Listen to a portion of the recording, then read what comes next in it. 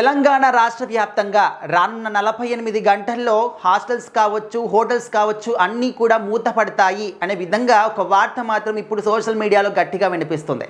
అయితే ఇరాన్ లాంటి దేశాల్లో ఇప్పుడు యుద్ధాలు జరుగుతూ ఉన్నాయి. దాని కారణంగా గ్యాస్ కావచ్చు, చమురు కావచ్చు అక్కడ నుంచి మన భారతదేశం ఎగుమతి చేసుకుంటూ ఉంటుంది. సో మనందరికీ తెలుసు, ఆల్మోస్ట్ అన్ని గ్యాస్ కావచ్చు, లేకపోతే చమురు కావచ్చు, ఇంధనం కావచ్చు, ఇవన్నీ కూడా ఆయా దేశాల నుంచి మన ఇండియా అనేది ఎగుమతి చేసుకుంటూ ఉంటుంది. సో ఇప్పుడు అక్కడ యుద్ధాలు జరుగుతూ ఉన్నాయి అండ్ రవాణా వ్యవస్థ కూడా దెబ్బతింటుంది, క్షిపణులు ప్రయోగిస్తున్నారని చెప్పేసి కూడా తెలుస్తుంది. సో ఇలాంటి సందర్భాల్లో రవాణా జరగడం అనేది అతి కష్టం.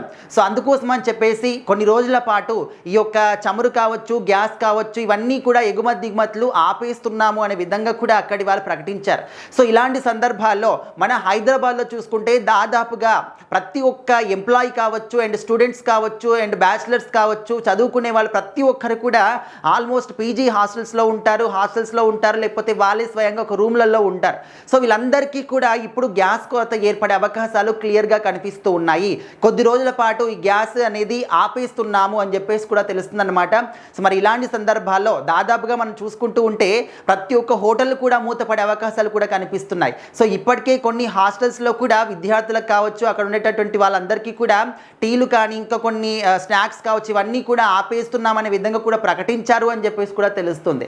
సో మరి ఇలాంటి సందర్భాల్లో ఆల్మోస్ట్ హోటల్స్ కావచ్చు అండ్ హాస్టల్స్ కూడా మూతపడతాయా, మరి మూతపడితే అక్కడ ఉన్నటువంటి వాళ్ళ పరిస్థితి ఏంటి అనే విధంగా కూడా ఎవరికి ఒక అంతు చిక్కని ఇది ఆన్సర్ లేని ఒక క్వశ్చన్ లాగా మిగిలిపోయిందనమాట. అండ్ మనం చూస్తూ ఉంటే ఒక హోటల్కి సంబంధించి అక్కడ పనిచేసినటువంటి సిబ్బంది కావచ్చు, దాదాపుగా ఒక 200 నుంచి 300 వరకు అక్కడ పనిచేసే వాళ్ళు ఉంటారు. వాళ్ళకు ఒక హోటల్ అనేది ఉపాధి కలిగిస్తుంది. సో ఒక్క హోటల్ మూతపడితే ఇంతమంది ఉపాధి పోతుంది. సో ఇలాంటి సందర్భాలు అసలు ఏం చేయాలి ఏంటి కూడా మాకు కూడా అర్థం కావట్లేదు అని చెప్పేసి కూడా యాజమాన్యం చెప్తూ ఉన్నారు. ఇలాంటి కొరత ముందే వస్తుంది అని తెలిస్తే మేము ముందుగానే కొన్ని నిల్వలు చేసుకునే వాళ్ళం గ్యాస్ సిలిండర్లు అని చెప్పేసి కూడా చెప్తూ ఉన్నారు. సో కొన్ని రోజుల పాటు అయితే ఉన్నటువంటి నిల్వలు ఏవైతే ఉన్నాయో, అంటే మనకు తెలుసు ఇళ్లల్లోకి వేసేటటువంటి సిలిండర్లు వేరే ఉంటాయి, హోటల్స్ కావచ్చు ఈ విధంగా కమర్షియల్గా యూజ్ చేసినటువంటి సిలిండర్లు వేరే ఉంటాయి. వీటన్నిటినీ కూడా వాణిజ్య సిలిండర్లు అంటూ ఉంటారు. అదేవిధంగా ఇళ్లల్లో ఉపయోగించేటివి డొమెస్టిక్ సిలిండర్స్ అన్నమాట. సో మరి కొన్ని రోజుల పాటు అయితే ఈ విధంగా గ్యాస్ కొరత ఉంది కాబట్టి ఈ డొమెస్టిక్ సిలిండర్స్ని కూడా డెలివరీ చేయాల్సి ఉంటుందనే విధంగా కూడా ప్రభుత్వం ఆదేశాలు ఇచ్చింది అని కూడా తెలుస్తుంది. ఎంత డెలివరీ చేసినా కూడా డొమెస్టిక్ గ్యాస్ సిలిండర్లు ఇచ్చినా కూడా సరిపోవన్నమాట. మరి ఇన్ని హోటల్స్ కావచ్చు, ఇన్ని హాస్టల్స్ కావచ్చు, ఇంతమందికి సరిపోవాలంటే ఖచ్చితంగా ఎగుమతి దిగుమతి అనేది జరుగుతూ ఉండాలి.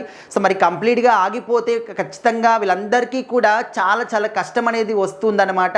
సో ఇది ముందు నుంచే కూడా చాలామంది ఎస్టిమేషన్ వేశారు. అంటే విశ్లేషకులు ఎవరైతే ఉంటారో, మరి ఇరాన్ కావచ్చు, ఇజ్రాయెల్ కావచ్చు, అటు అమెరికా కావచ్చు, యుద్ధాలు జరుగుతూ ఉన్నాయి కాబట్టి సో మరి ఇరాన్ నుంచే మనము ఎక్కువగా ఇండియన్స్ అందరూ కూడా ఈ గ్యాస్ కావచ్చు, ఇంధనం అన్నీ కూడా మనము ఎగుమతి చేసుకుంటాం కాబట్టి ఇలాంటి పరిస్థితులు వచ్చే అవకాశం ఉంది అని చెప్పేసి ముందు నుంచే కూడా చెప్తూ ఉన్నారు. మరి పెద్ద పెద్ద హోటల్స్ వాళ్ళంటే వాళ్ళకి ఖచ్చితంగా నిల్వలు ఉంటాయి కాబట్టి వాళ్ళు కొన్ని రోజుల పాటు మెయింటైన్ చేస్తారు.